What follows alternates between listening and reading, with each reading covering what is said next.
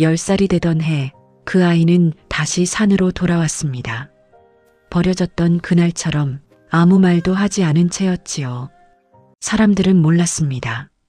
짐승도 오가지 않던 그 산속에서 한 나무꾼이 아이 하나를 거두며 운명이 이미 바뀌고 있었다는 걸 말입니다.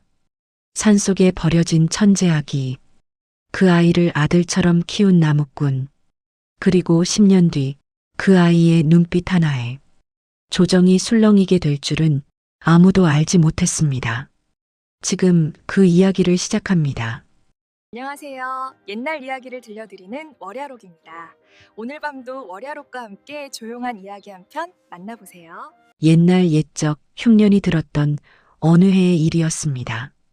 한양에서 멀리 떨어진 깊은 산골, 사람의 발길조차 닿지 않는 험한 골짜기에서 이상한 소리가 들려왔지요. 갓난아이의 울음소리였습니다. 그 소리는 하늘을 찌를 듯 크지도 약하지도 않았습니다. 그저 담담하게 마치 누군가를 부르는 듯한 울음이었지요. 짐승들조차 그 소리를 듣고는 발걸음을 돌렸습니다. 무언가 범상치 않은 기운이 감돌고 있었기 때문이었습니다. 그날 아침 가난한 나무꾼 돌쇠는 평소처럼 도끼를 메고 산을 올랐습니다. 먹고 살기 위해 나무를 해야 했기에 돌쇠는 비록 험한 산길이라도 마다하지 않았지요. 그러던 중 골짜기 어귀에서 이상한 소리를 듣게 되었습니다. 저게 무슨 소리인가? 돌쇠는 발걸음을 멈추고 귀를 기울였습니다. 분명 아이의 울음소리였습니다. 하지만 이 깊은 산속에 아이가 있을 리 없었지요. 돌쇠는 혹시나 하는 마음에 소리가 나는 쪽으로 발걸음을 옮겼습니다. 한참을 헤매던 끝에 돌쇠는 큰 바위 그늘 아래에서 낡은 보자기에 쌓인 무언가를 발견했습니다. 보자기는 비단이었습니다. 비록 더럽고 찢어져 있었지만 한눈에 봐도 양반집에서나 쓸 법한 고급 천이었지요. 돌쇠는 조심스럽게 보자기를 열었습니다. 그 안에는 갓난아이가 누워 있었습니다. 아이는 창백한 얼굴로 하늘을 바라보며 울고 있었습니다. 돌쇠는 깜짝 놀라 아이를 들어 올렸지요. 아이의 몸은 차갑고 축축했습니다. 이미 한나절은 이곳에 버려져 있었던 것이 분명했습니다. 이런, 누가 이 추운 곳에 아이를 버렸단 말인가. 돌쇠의 목소리에는 안타까움이 가득했습니다. 신기한 일이 벌어졌습니다. 돌쇠가 아이를 품에 안은 순간 그토록 울어대던 아이가 갑자기 울음을 멈춘 것이었지요. 아이는 돌쇠의 얼굴을 빤히 쳐다보았습니다. 그 눈빛이 심상치 않았습니다. 갓난아이라면 마땅히 초점 없는 눈으로 세상을 바라봐야 하는데 이 아이의 눈은 달랐습니다. 마치 모든 것을 이해하는 듯한 깊고 고요한 눈빛이었지요. 돌쇠는 등골이 서늘해지는 느낌을 받았습니다. 하지만 동시에 묘한 끌림도 느꼈습니다. 이 아이를 그냥 두고 갈 수가 없었던 것입니다. 돌쇠는 아이가 누워있던 자리를 살펴보았습니다. 보자기 한쪽 구석에는 무언가 글씨가 새겨져 있었습니다. 하지만 돌쇠는 글을 읽을 줄 몰랐지요. 다만 그것이 한자 한 글자라는 것만 알 수 있었습니다. 아이의 옷은 비록 낡았지만 고운 명주로 지어진 것이었습니다. 손목에는 가느다란 붉은 실이 묶여 있었지요. 이 모든 것이 한 가지 사실을 말해주고 있었습니다. 이 아이는 분명 양반집 자식이라는 것을 말입니다. 돌쇠는 고개를 저었습니다. 양반집 자식을 이렇게 깊은 산속에 버렸다는 것은 집안에 무슨 큰일이 생겼다는 뜻이었습니다. 영모나 대역죄 같은 중죄 말입니다. 돌쇠는 한참을 망설였습니다. 이 아이를 마을로 데려가면 어떻게 될까요? 만약 관가에서 이 아이의 출신을 알아내면 아이는 물론이고 자신도 죽임을 당할 것이 뻔했습니다. 역적의 자식을 거두었다는 죄목으로 말이지요. 하지만 이대로 아이를 두고 갈 수도 없었습니다. 에라, 모르겠다. 돌쇠는 마침내 결심을 내렸습니다. 아이를 품에 꼭 안고 더 깊은 산속으로 들어가기로 한 것이지요. 자신이 홀로 살고 있는 오두막으로 아이를 데려가 키우기로 마음먹은 것입니다. 돌쇠는 아이를 품에 안은 채 산길을 올랐습니다. 아이는 여전히 조용했습니다. 다만 가끔씩 돌쇠의 얼굴을 올려다볼 뿐이었지요. 그렇게 돌쇠는 아이를 자신의 아들처럼 키우기 시작했습니다. 아이의 이름을 산돌이라 지었습니다. 산에서 주워 키운 돌쇠의 아들이라는 뜻이었지요. 돌쇠는 비록 가난했지만 산돌을 정성껏 돌보았습니다. 죽을 쑤어 먹이고 나무를 하러 갈 때마다 업고 다녔습니다. 밤이면 허름한 이불로 아이를 꼭 감싸주었지요. 산돌은 무럭무럭 자라났습니다. 신기하게도 산돌은 다른 아이들처럼 밤에 울거나 보채지 않았습니다. 마치 모든 것을 이해하고 참는 듯 했지요. 돌쇠는 가끔 이 아이가 정말 사람의 자식이 맞는지 의심스러울 정도였습니다. 세월이 흘러 산돌이 4살이 되었을 때 더욱 놀라운 일들이 시작되었습니다. 산돌은 다른 아이들과 달랐습니다. 말을 배우는 속도가 너무나 빨랐지요. 돌쇠가 한 번만 말해주면 산돌은 그 말을 곧바로 따라했습니다. 5살이 되기도 전에 산돌은 어른처럼 또박또박 말을 했습니다. 어느 날 돌쇠가 나무를 세며 하나, 둘, 셋 이라고 말하자 산돌이 말했습니다. 아버지, 그 다음은 넷, 5, 6이지요? 돌쇠는 깜짝 놀랐습니다. 한 번도 가르쳐 준 적이 없는데 산돌이 스스로 숫자를 깨우친 것이었지요. 그뿐만이 아니었습니다. 돌쇠가 산에서 주워온 낡은 책자가 하나 있었는데 산돌은 그 책을 들여다보며 혼자 글자를 익혔습니다. 6살이 되던 해 산돌은 이미 수백 개의 한자를 읽을 수 있었습니다. 산돌아, 너는 도대체 어떻게 이런 것들을 아는 게냐? 돌쇠가 물었을 때 산돌은 고개를 갸웃하며 대답했습니다. 그냥 알게 됩니다. 한번 보면 잊혀지지가 않아요. 산돌의 눈빛은 나이가 들수록 더욱 깊어졌습니다. 7살 아이의 눈이라고는 믿기지 않을 만큼 산돌의 눈에는 무언가 다른 것이 담겨 있었지요. 마치 세상의 이치를 모두 꿰뚫어 보는 듯한 눈빛이었습니다. 어느 날 돌쇠가 산에서 다쳐 돌아왔을 때의 일입니다. 산돌은 돌쇠의 상처를 보더니 곧바로 산으로 달려갔습니다. 그리고 약초를 캐와서는 능숙하게 상처에 발라주었지요. 돌쇠가 놀라 물었습니다. 산돌아, 너는 어떻게 약초를 아느냐? 저 언덕에 있는 풀들을 보면서 알게 되었어요. 이 풀은 피를 먹게 하고 저 풀은 열을 내리고 그냥 보면 알 수 있어요. 돌쇠는 할 말을 잃었습니다. 이 아이는 분명 범상치 않은 아이였습니다. 하늘이 내린 재주를 타고난 것이 분명했지요. 하지만 이런 비범함이 오히려 화근이 되었습니다. 돌쇠는 가끔 산돌을 데리고 마을에 내려가곤 했습니다. 나무를 팔고 쌀을 사기 위해서였지요. 그런데 마을 사람들이 산돌을 보고는 수군거리기 시작했습니다. 저 아이 뭔가 이상하지 않나? 맞아, 저 나이에 어떻게 저렇게 말을 잘하고 나무꾼이 어디서 저런 아이를 데려왔을까? 소문이 퍼지기 시작했습니다. 나무꾼 돌쇠가 키우는 아이가 수상하다는 말이었지요. 심지어 어떤 이들은 산돌이 산신령의 자식이 아니냐는 둥, 귀신의 환생이 아니냐는 둥 온갖 말들을 지어냈습니다. 돌쇠는 두려워졌습니다. 이러다가 관가에서 조사라도 나오면 큰일이었지요. 산돌아, 우리 이제 더 깊은 산으로 들어가야겠구나. 그날 밤 돌쇠는 산돌을 데리고 마을에서 한참이나 떨어진 깊은 산속으로 거처를 옮겼습니다. 사람의 발길이 닿지 않는 곳이었지요. 새로운 오두막에서의 생활이 시작되었습니다. 돌쇠는 더욱 열심히 나무를 했고 산돌은 혼자 집을 지키며 공부를 했습니다. 돌쇠가 마을에서 구해온 헌책들을 산돌은 탐욕스럽게 읽어냈지요. 천자문, 사서삼경, 심지어 병서와 의서까지. 산돌은 손에 잡히는 대로 책을 읽었습니다. 그리고 한 번 읽은 것은 절대 잊지 않았지요.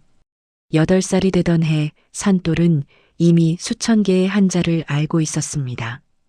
9살이 되었을 때는 사서삼경의 뜻을 모두 이해하고 있었지요. 돌쇠는 가끔 산돌과 이야기를 나누다가 놀라곤 했습니다. 산돌의 입에서 나오는 말들은 배운 선비들도 하기 어려운 깊은 이치를 담고 있었기 때문입니다. 산돌아, 너는 정말 대단한 아이구나. 하지만 너무 똑똑한 것을 드러내서는 안 된다. 알겠느냐? 네, 아버지. 알고 있습니다. 산돌은 고개를 끄덕이며 조용히 대답했습니다. 그 눈빛에는 모든 것을 이해한다는 듯한 빛이 어려 있었습니다. 세월은 흘러 산돌이 10살이 되던 해의 일이었습니다. 어느 봄날 아침 산돌은 아무 말 없이 오두막을 나섰습니다. 돌쇠는 산돌이 어디로 가는지 물었지만 산돌은 그저 미소만 지을 뿐이었지요. 아버지, 잠깐 다녀오겠습니다. 산돌은 산길을 따라 걸었습니다. 그리고 10년 전 자신이 버려졌던 그 골짜기로 향했지요. 산돌은 그곳을 기억하고 있었습니다. 아니, 정확히는 느끼고 있었습니다. 자신이 태어난 곳을, 버려진 곳을 말입니다. 산돌은 큰 바위 그늘 아래에 섰습니다. 10년 전 자신이 보자기에 쌓여 누워있던 바로 그 자리였지요. 산돌은 눈을 감고 그날을 떠올렸습니다. 어렴풋이 기억나는 것들이 있었습니다. 차갑고 어두운 느낌, 그리고 따뜻한 손길. 나를 구해준 것은 아버지였구나. 산돌은 중얼거렸습니다. 그 순간 누군가의 발소리가 들려왔습니다. 산돌은 고개를 돌렸지요. 한 명의 선비와 하인이 산길을 올라오고 있었습니다. 선비는 50줄로 보이는 노인이었는데 그 얼굴에는 깊은 근심이 서려 있었습니다. 선비는 산돌을 보자 걸음을 멈추었습니다. 아이야, 혹시 이 근처에서 오래 살았느냐? 선비의 목소리는 떨리고 있었습니다. 산돌은 고개를 끄덕였지요. 예, 저는 이 산에서 10년째 살고 있습니다. 10년이라고? 선비의 눈이 커졌습니다.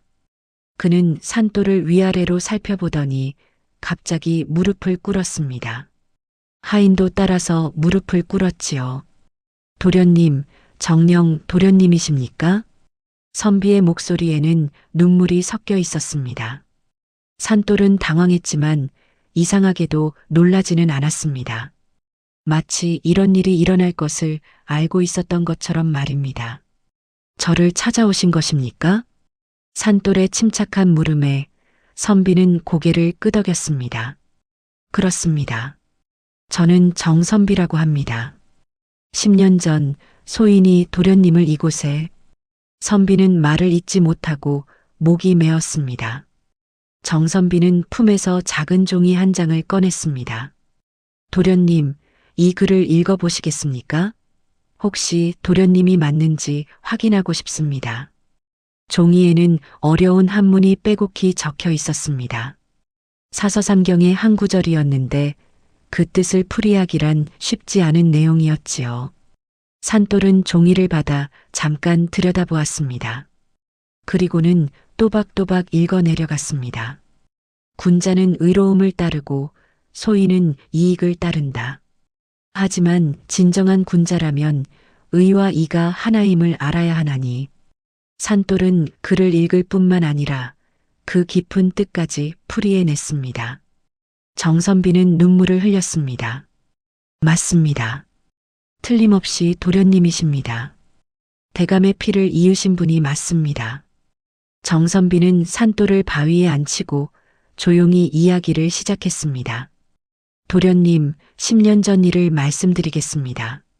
산돌의 아버지는 조정의 높은 벼슬아치였습니다. 청렴하고 강직한 성품으로 임금의 신임이 두터웠지요. 하지만 그것이 화근이 되었습니다. 권력을 탐하는 간신들이 산돌의 아버지를 모함했습니다. 역모를 꾸몄다는 거짓 죄목을 씌운 것이지요. 증거를 조작하고 거짓 증인을 세웠습니다. 대감께서는 역적으로 몰려온 가족이 차명을 당했습니다. 소인은 대감의 마지막 부탁을 받고 갓 태어난 도련님을 이곳에, 정선비는 말을 잇지 못했습니다. 산돌은 조용히 들었습니다. 놀랍게도 산돌의 얼굴에는 분노나 슬픔이 없었습니다. 다만 깊은 생각에 잠긴 듯한 표정이었지요. 그렇다면 저는 역적의 자식이로군요. 아닙니다, 도련님. 대감께서는 결코 역적이 아니셨습니다. 억울하게 누명을 쓰신 것입니다. 그때 숲속에서 돌쇠가 나타났습니다. 돌쇠는 산돌이 오두막을 나선 뒤 불안한 마음에 뒤를 따라온 것이었지요. 돌쇠는 정선비와 산돌의 대화를 모두 들었습니다.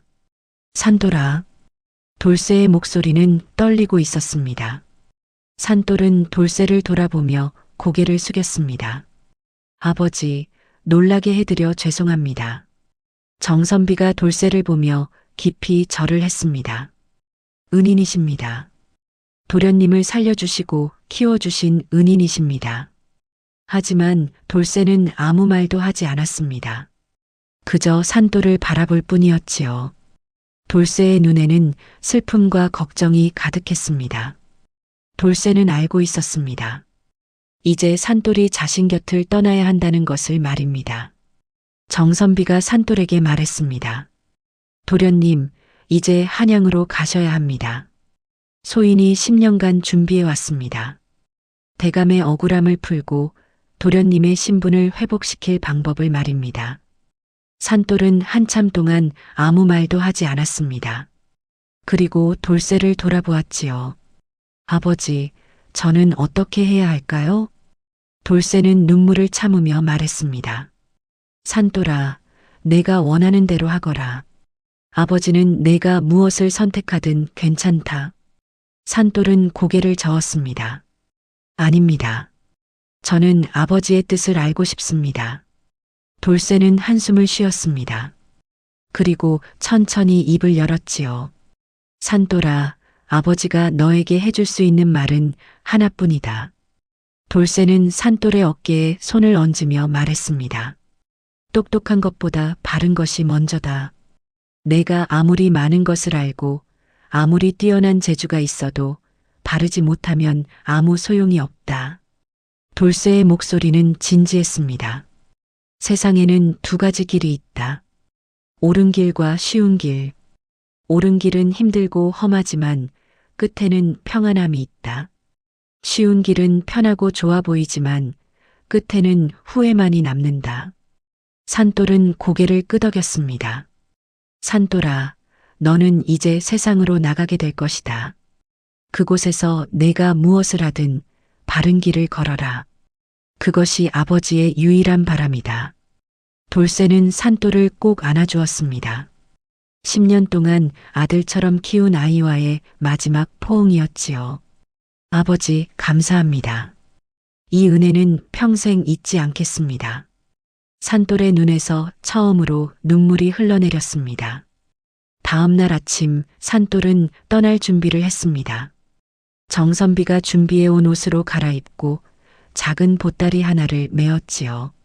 오두막 앞에서 산돌은 돌쇠에게 큰 절을 올렸습니다. 아버지, 건강하십시오. 돌쇠는 눈물을 훔치며 고개를 끄덕였습니다. 산돌이 돌아서려는 순간 입을 열었습니다. 아버지, 그래, 산돌아. 비록 피는 다르지만 저에게 아버지는 한 분뿐입니다. 이 산돌을 살려주시고 사람으로 키워주신 분은 오직 아버지뿐입니다. 산돌은 처음으로 돌쇠를 아버지라고 똑똑히 불렀습니다. 그동안은 늘 아버지라고 부르긴 했지만 이번만큼은 그 울림이 달랐지요. 돌쇠는 더 이상 참지 못하고 눈물을 흘렸습니다. 고맙다, 산돌아. 내가 나의 자식이어서 아버지는 참 행복했다. 산돌은 마지막으로 오두막을 돌아보았습니다. 그리고 정선비와 함께 산을 내려갔지요. 돌쇠는 산돌의 뒷모습이 보이지 않을 때까지 그 자리에 서 있었습니다. 그로부터 또다시 10년의 세월이 흘렀습니다. 한양 도성, 대궐안, 조정회의가 열리고 있었습니다. 여러 대신들이 모여 나라의 중대사를 논하고 있었지요. 그때 한 젊은 관리가 자리에서 일어나 아뢰었습니다. 전하, 소신이 한 말씀 올리겠습니다. 그의 목소리는 차분하면서도 힘이 있었습니다. 임금이 고개를 들어 그를 바라보았지요. 젊은 관리의 눈빛이 임금의 눈에 들어왔습니다. 깊고 고요하면서도 세상의 이치를 꿰뚫어 보는 듯한 눈빛이었습니다. 임금은 순간 이상한 느낌을 받았습니다. 그대는 어디서 자랐는가?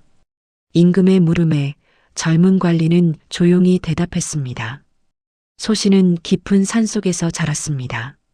한 나무꾼의 가르침 아래 자랐사옵니다. 임금은 고개를 끄덕였습니다. 그리고 미소를 지었지요. 그대의 눈빛을 보니 진정한 선비의 눈빛이로다. 말해보라, 무엇을 아뢰고자 하는가? 젊은 관리 아니 산돌은 한 걸음 앞으로 나아가며 입을 열었습니다. 전하, 소신은 10년 전 영모로 몰려 억울하게 죽임을 당한 한 대감의 누명을 벗기고자 합니다. 조정이 술렁였습니다. 하지만 산돌의 눈빛은 흔들리지 않았지요. 그는 이제 알고 있었습니다. 똑똑함보다 중요한 것은 발음이라는 것을, 그리고 바른 길을 걷는 것이 진정한 용기라는 것을 말입니다. 나무꾼 아버지의 가르침이 그의 마음속에 살아 숨쉬고 있었습니다. 옛말에 이런 말이 있습니다. 가난한 집에서도 충신과 효자가 나온다. 산돌의 이야기는 우리에게 가르쳐 줍니다. 사람의 가치는 태생이나 재능이 아니라 그 사람이 걷는 길에 달려 있다는 것을 말이지요. 산돌은 비록 역적의 자식으로 태어났지만 나무꾼의 바른 가르침 아래에서 진정한 군자로 성장했습니다. 그리고 마침내 아버지의 억울함을 풀고 세상의 바른 길을 보여주었지요. 여러분도 어려운 일이 있을 때 쉬운 길이 아닌 바른 길을 선택하시기 바랍니다. 그 길의 끝에는 반드시 평안과 기쁨이 기다리고 있을 것입니다. 다음 영상을 빠르게 만나보시려면 좋아요와 구독을 눌러주세요. 그럼 더 재미있는 영상으로 찾아뵙겠습니다. 모두 행복한 하루 보내세요.